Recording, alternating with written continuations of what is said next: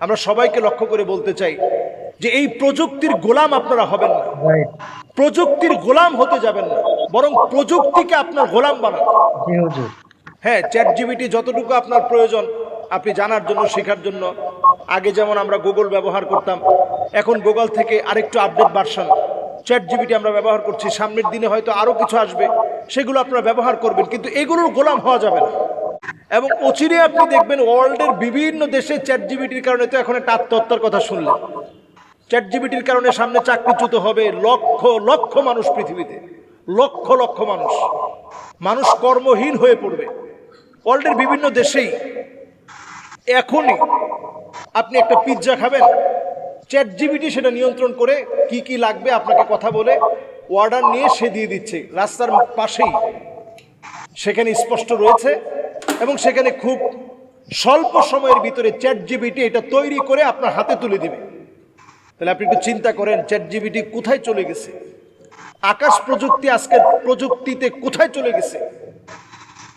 তো এটা যত বেশি উৎকর্ষ সাধন করবে, তত বেশি আপনার বুঝতে হবে বড় ধরনের আযাব আমাদের জন্য অপেক্ষা আছে, বড় বড় আযাব আসতেছে। তো দোষ তো তার না, দোষ তো আমার। আমি বর্তমান সময়ে প্রযুক্তির গোলাম হয়ে গেছি। নবীজি সাল্লাল্লাহু আলাইহি সাল্লাম আমাদেরকে জানিয়ে গেলেন, একটা সময় আসবে যেই সময়ে ফিতনাতুদ দুহায়মা নামক একটা ফিতনা ঘরে ঘরে ঢুকে যাবে। সাহাবায়ে কেরাম প্রশ্ন করলেন, ইয়া রাসূলুল্লাহ, এটা আবার কেমন ফিতনা হবে?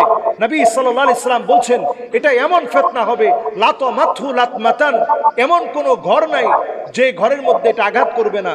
ঘরে ঘরে গিয়ে চপেটাঘাত করবে, ঘরে ঘরে গিয়ে আঘাত করবে, পিটাবে। প্রত্যেকটা ঘরে ঘরে এই ফিতনা ছড়িয়ে যাবে। এখন যদি আপনারা চিন্তা করেন, কার ঘরে এখন স্মার্টফোন নাই? প্রত্যেকের ঘরে ঘরে এখন এরকম ফোন আছে, একটা না একাধিকটা আছে। তার মানে প্রত্যেকের ঘর এখন ফিতনার মধ্যে ডুবে আছে। এই ফিতনা থেকে বাঁচার জন্য আল্লাহর কাছে প্রতিনিয়ত পানাহা চাওয়া, সূরা কাহাফের প্রথম 10টি আয়াত প্রতিদিন পড়ার চেষ্টা করা, যাতে ঠিক হুজুরের সাথে আমি একমত। এই স্মার্টফোন কিন্তু আজকাল আমাদের দ্বন্দ্বের একটা কারণ আছে। স্বামী স্ত্রীর সাথে দ্বন্দ্ব, ভাই ভাই দ্বন্দ্ব, বাবা মার সাথে দ্বন্দ্ব। স্মার্টফোনে আমরা এমনভাবে জড়িয়ে যাচ্ছি,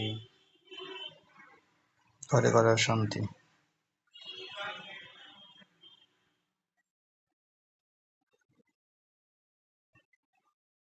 চ্যাট জিপিটি আপনার মাথা খেতে না পারে, কোন রকম ফিতনা যেন আপনাকে গ্রাস করতে না পারে। প্রতিদিন সূরা কাহাফের প্রথম 10টা আয়াত আপনি মুখস্থ করেন, পড়েন, দেখবেন ইনশাআল্লাহ আদা আলাহু মিনান নূরি মা বাইনাল জুমাতাইন। এক জুমায় সূরা কাহাফ পড়লেন, আরেক জুমা পর্যন্ত আল্লাহ তাআলা আলোকিত রাখবেন। এই জাতীয় ফিতনা থেকে আল্লাহ তাআলা হেফাজত করবেন।